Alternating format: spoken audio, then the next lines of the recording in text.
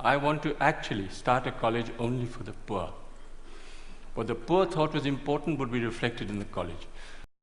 So it's the only college in India where if you should have a PhD or a master's, you are disqualified to come. You have to work with your hands. You have to have a dignity of labor. You have to show that you have a skill that you can offer to the community and provide a service to the community. So we started the Barefoot College, and we redefined professionalism. Who is a professional? A professional is someone who has a combination of competence, confidence, and belief. A water diviner is a professional. A traditional midwife is a professional. A traditional bone setter is a professional. These are professionals all over the world. You'll find them in any inaccessible village around the world. And we thought that these people should come into mainstream and show that the knowledge and skills that they have is universal. And it's the only college we don't give a certificate. You are certified by the community you serve. You don't need a paper to hang on the wall to show that you are an engineer. So we built the first Barefoot College in 1986. It was built by 12 barefoot architects who can't read and write.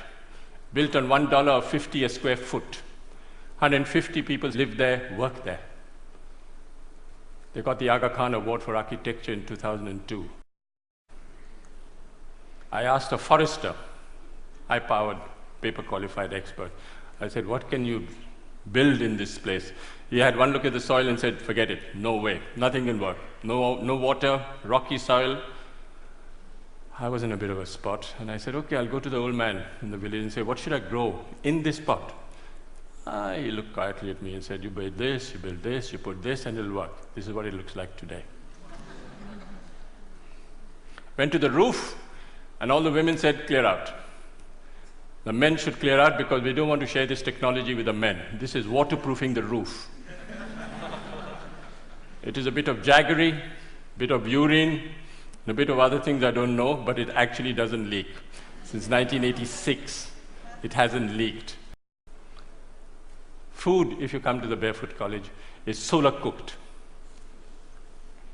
But the people who fabricated that solar cooker are women.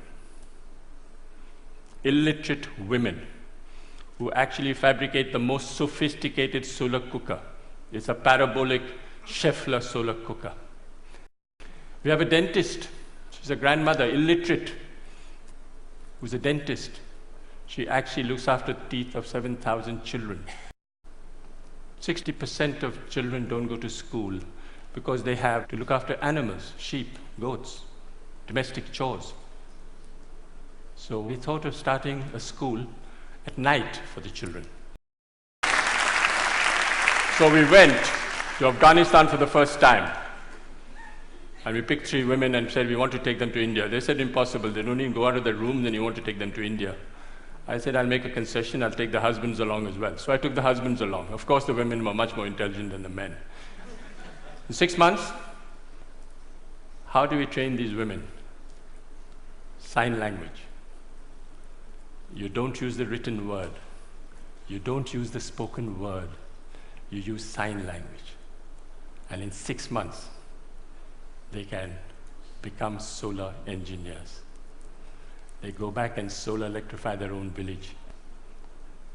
This woman went back and solar electrified the first village, set up a workshop.